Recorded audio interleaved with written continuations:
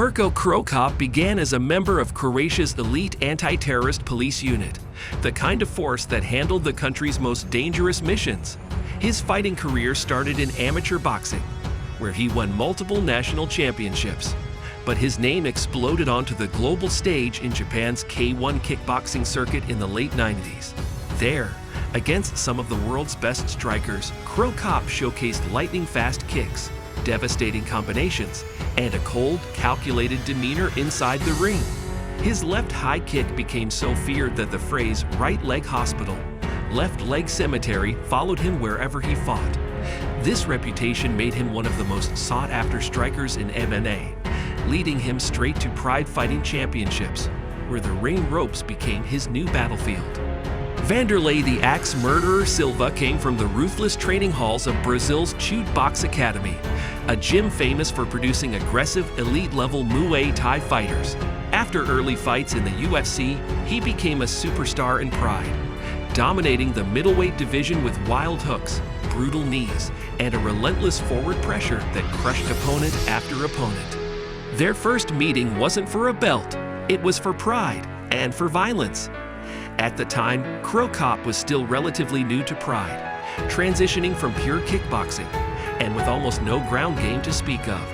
Silva's relentless forward pressure clashed with Cro Cop's precision striking, leading to explosive exchanges. Silva tried to drag the fight into brawls and clinches, while Cro Cop relied on his stand-up to keep the Brazilian at bay. Both had their moments, but neither could finish the other. After the final bell, the judges called it a draw, leaving fans hungry for a true conclusion. Between 2002 and 2006, both men built their legends even further. Silva continued his reign as Pride middleweight champion, racking up wins over Kazushi Sakuraba and Rampage Jackson. Cro Cop cut down heavyweight contenders like Igor Vovchanchin, Heath Herring, and Mark Coleman. Fans knew it was only a matter of time before these two warriors clashed again.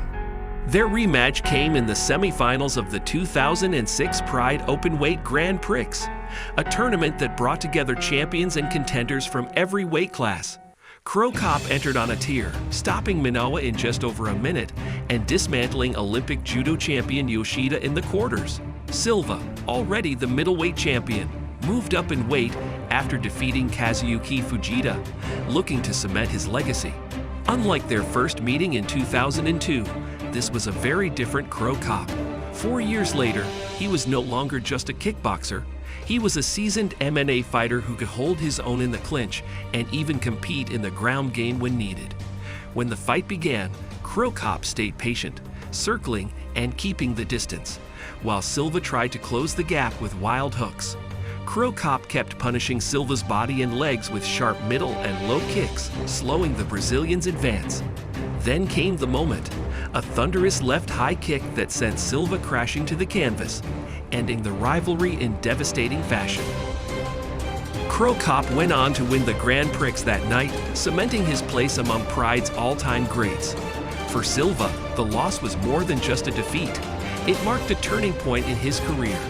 He was never quite the same fighter after that night.